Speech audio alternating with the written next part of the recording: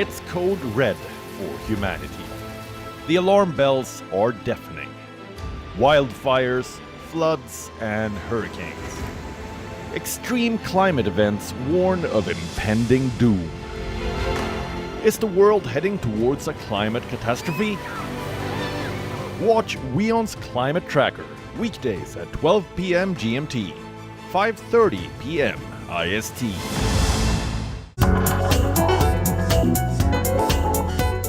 WION, now available on Spotify and Google Podcast.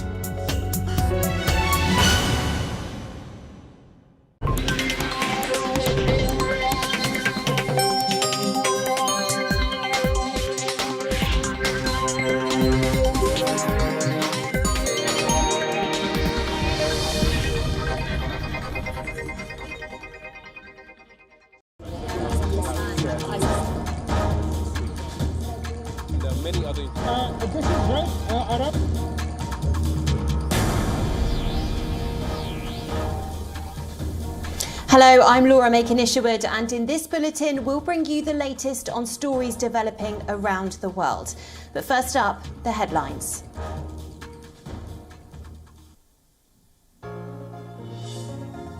China urges Washington to tread carefully with Taiwan after President Joe Biden said the US would defend the self-ruled island from attacks by Beijing.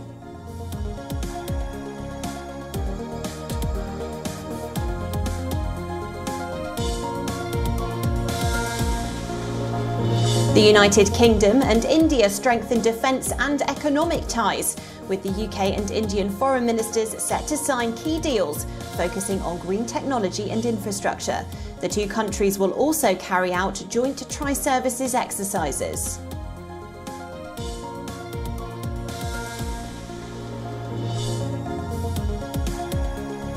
After a visit to Kabul by Pakistan's Foreign Minister Shah Mahmood Qureshi, Pakistan will invite representatives of the Taliban to Islamabad for talks. Bilateral matters, border issues, as well as economic assistance will be top of the agenda.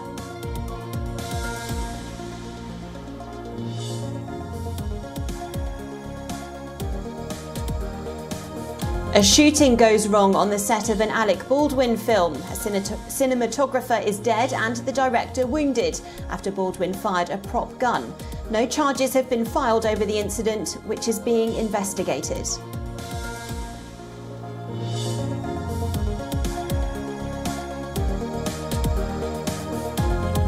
New Zealand sets a 90% vaccination rate as its target for scrapping lockdown, as Prime Minister Jacinda Ardern unveils a plan to open up the country, which is battling a fresh COVID-19 surge.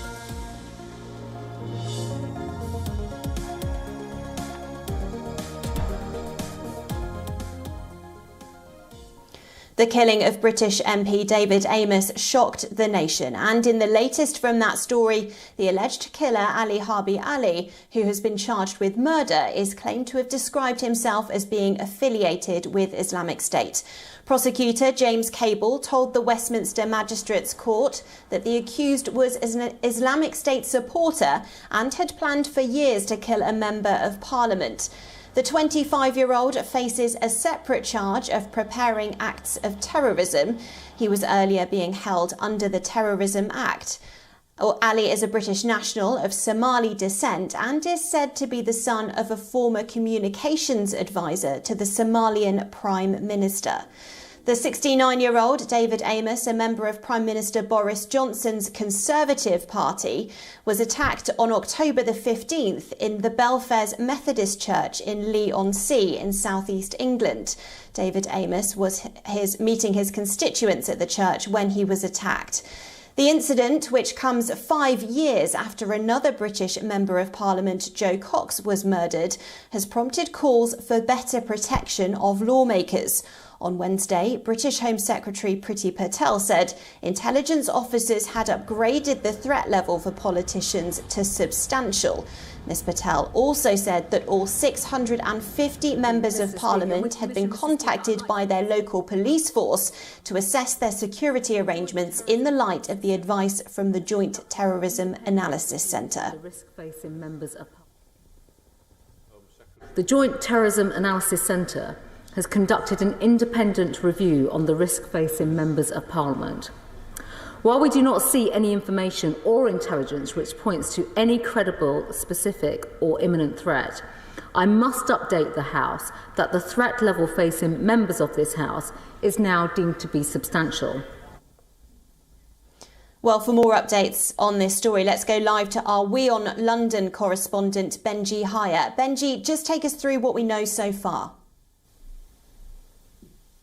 Well, Laura, what we know at this stage is that Ali Harba Ali, aged 25, the suspect in the killing of David Amos MP, is due to appear at the Old Bailey Court in just a matter of hours, having made a brief appearance on Thursday afternoon at Westminster Magistrates Court. It was there that, as you say, prosecutors allege that Ali Harba Ali had planned terror attacks over the course of more than 2 years, as part of that visiting several potential locations, the Houses of Parliament, for example, politicians' homes, and other constituency surgeries. They say that Ali booked himself into David Amos's Southend constituency surgery session with the intention of killing him last Friday. And they add as well that Ali might have had suspected links to the terror group Islamic State, and that could have played a part in this attack, that he might have targeted perhaps David Amos because of his voting record in Parliament in favour of airstrikes in Syria. The police, meanwhile, are urging people with information about this investigation to come forward at this stage, having charged Ali earlier in this week. So, Benji, what has David Amos's family said about this situation?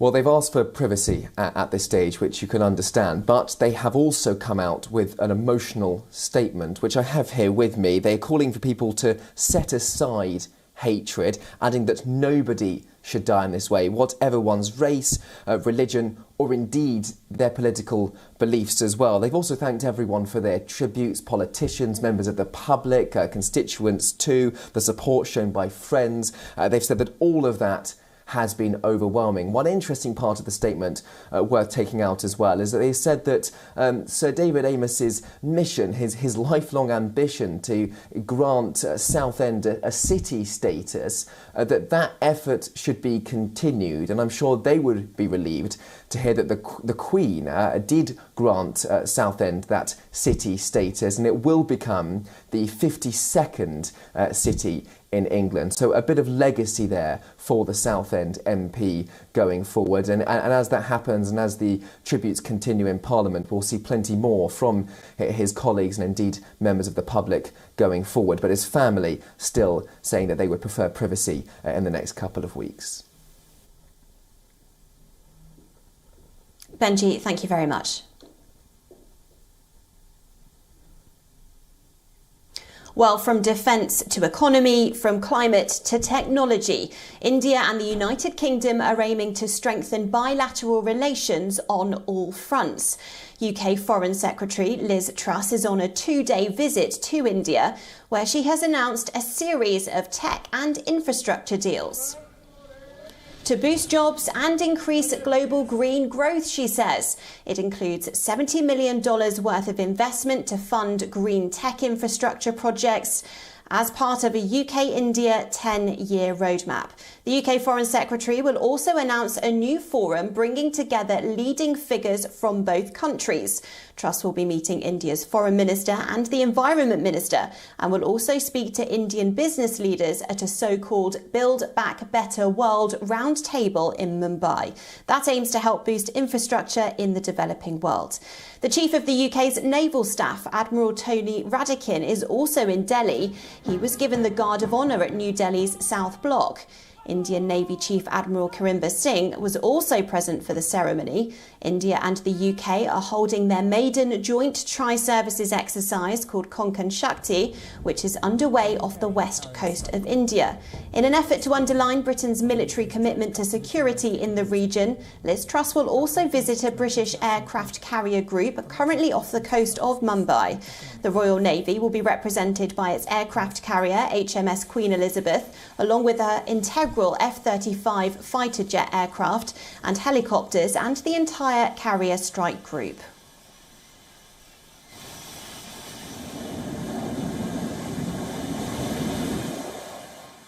Our exercises with the Indian military are the biggest exercises we've ever done, the United Kingdom and India.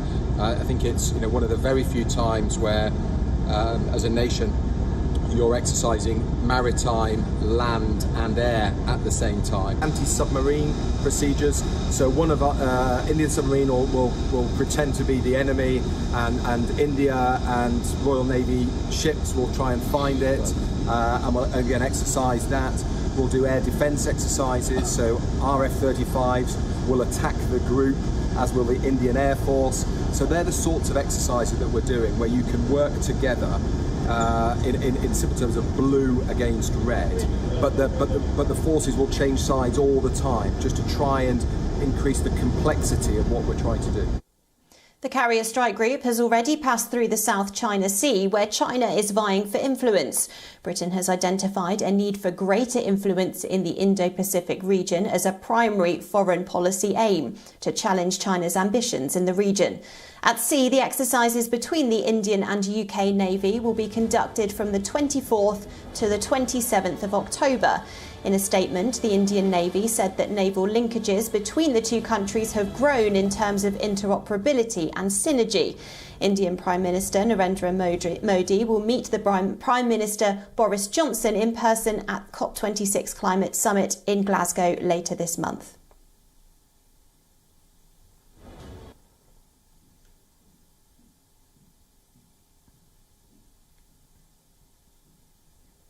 Long-running tensions between Poland's ruling nationalists and leaders of the European Union have escalated. EU chiefs lambasted Warsaw for challenging the bloc's legal foundations.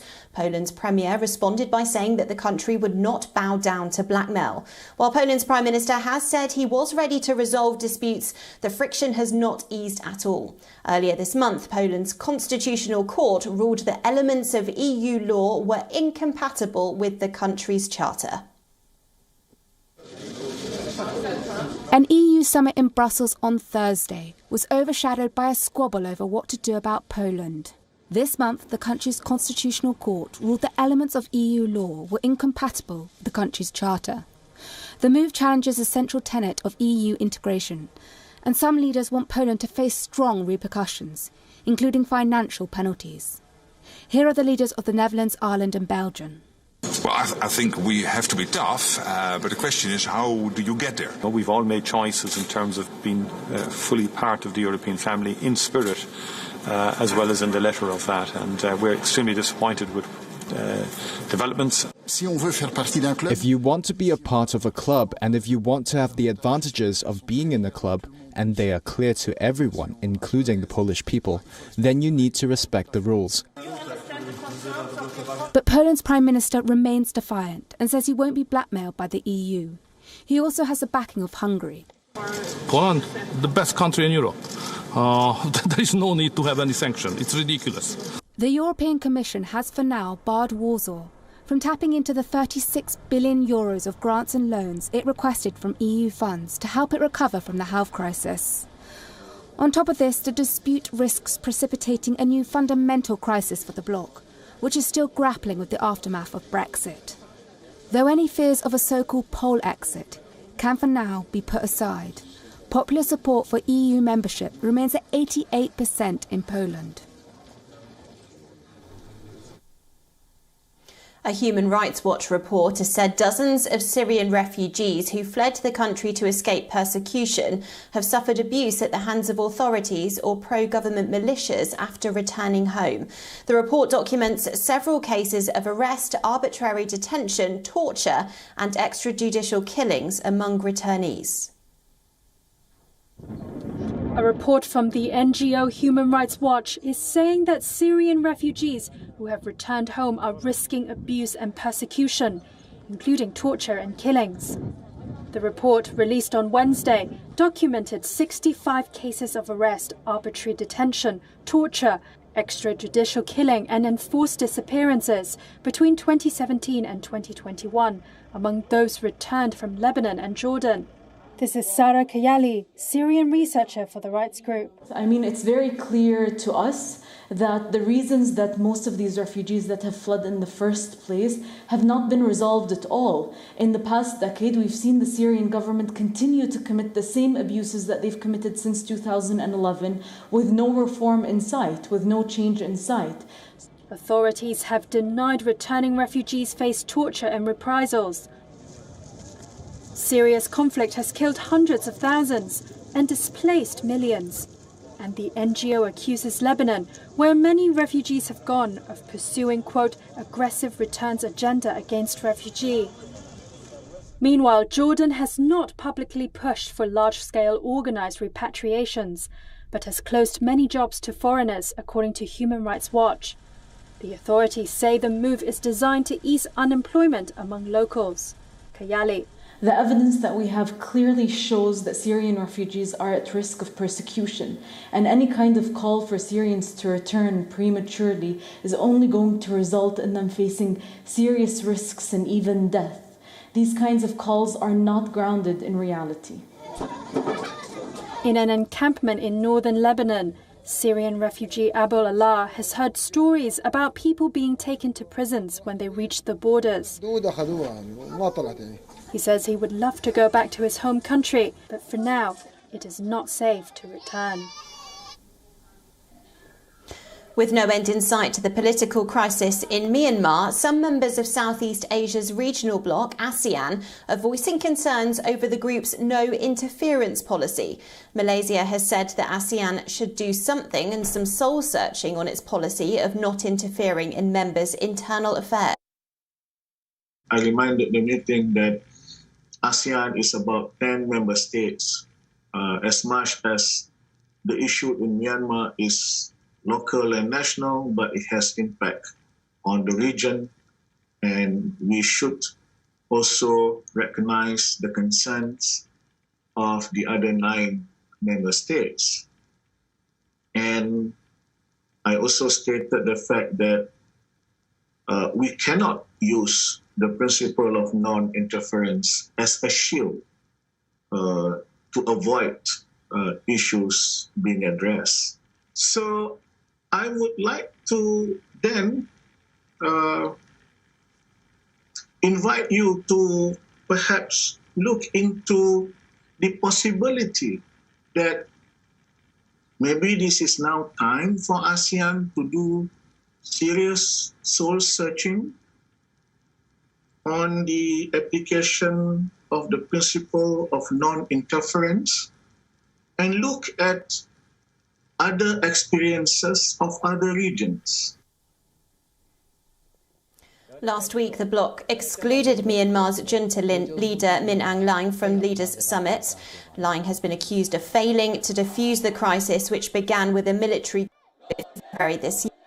He was excluded after the junta refused to allow an ASEAN special envoy to meet with ousted leader Aung San Suu Kyi. Myanmar then accused ASEAN of violating its decade-old policy of not meddling in domestic affairs of member states. The Southeast Asian bloc has been under international pressure to address the military's brutal crackdown on dissent in Myanmar. Diplomatic sources claim that Malaysia, Indonesia, the Philippines and Singapore pushed for tough action.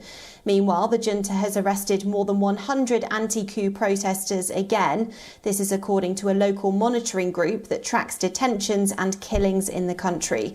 More than 1,100 people have been killed and over 8,000 have been arrested.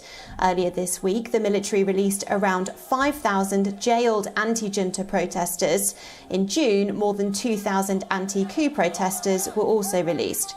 This included journalists critical of the military government.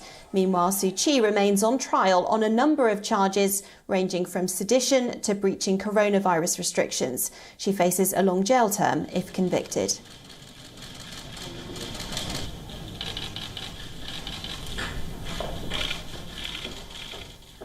New Zealand, the country which has been praised internationally for its COVID-19 response, has revised its pandemic strategy.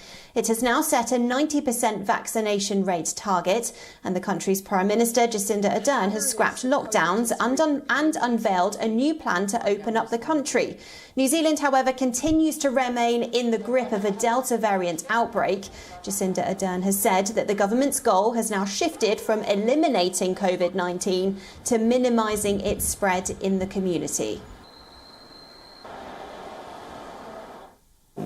The more people who are vaccinated, the harder it is for COVID to spread through communities quickly and find our most vulnerable. That means while we used to say that we needed to stay home to save lives, we now need to be vaccinated to save lives. And this is where New Zealand has the chance to continue to carve our own path.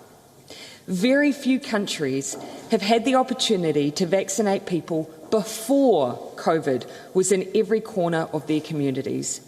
We can. Once we have done that, we then need to make sure we keep using that tool to protect ourselves as we gradually and carefully open up. The revised strategy puts an end to stay-at-home orders and business shutdowns, but only for those who are fully vaccinated. Around 86% of eligible New Zealanders have had their first dose of the COVID-19 jab, while 68% of people are fully inoculated. Ardern says that the new policy would give hope to almost 2 million residents of Auckland who have been under lockdown for 9 weeks now. 28 people have succumbed to COVID-19 in the country, which is home to 5 million people.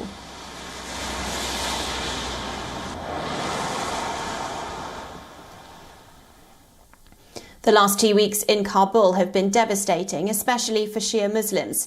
ISIS suicide bombers carried out attacks at mosques in Afghanistan's capital, targeting the Shiite sect. More than 100 people were killed in total.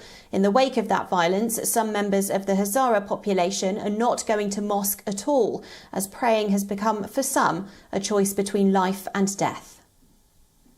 This is the Garden of the Martyrs. Attacks on ethnic Hazaras have killed so many that they have a special graveyard in Kabul. Most of those killed in a May school bombing, mainly girls, were laid to rest here.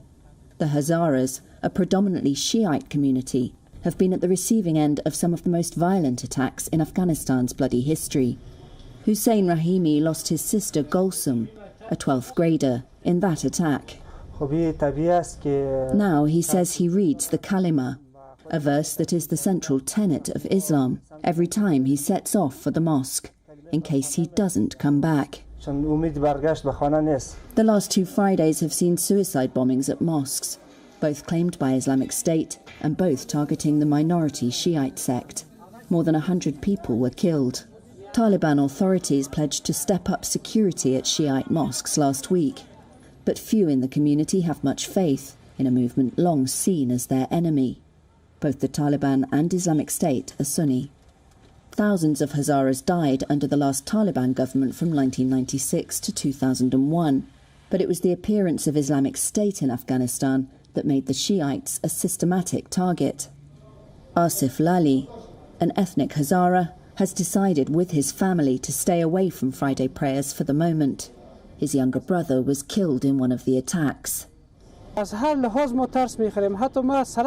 are scared of every situation. I don't even go on the main streets. I only walk in the alleyways because there's a fear in my mind that a suicide attack could happen.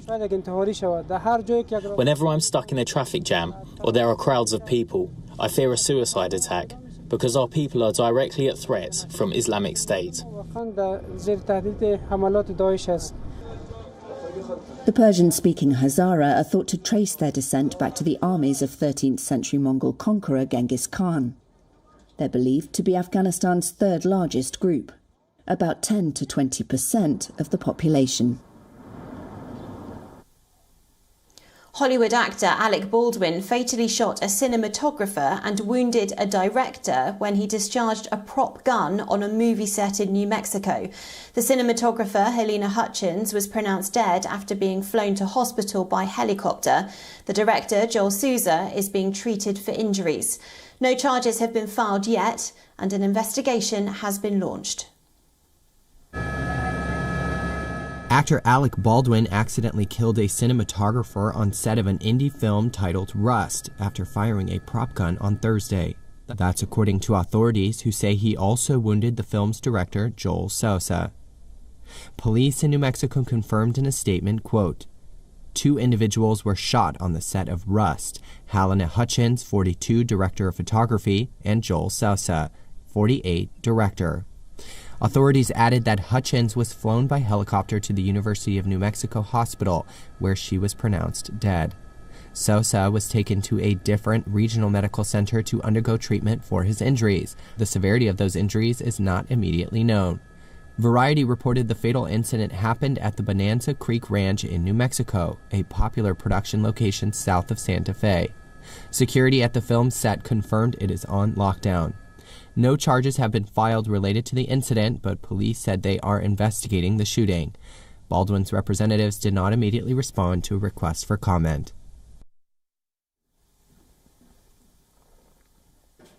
Well, that's all we have time for on today's WION Live broadcast from London. But for more global news and updates, stay tuned to WION World is One.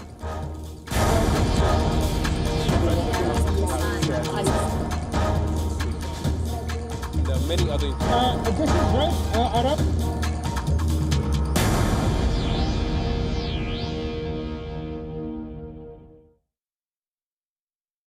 One World Trade Center, that is the one where the impact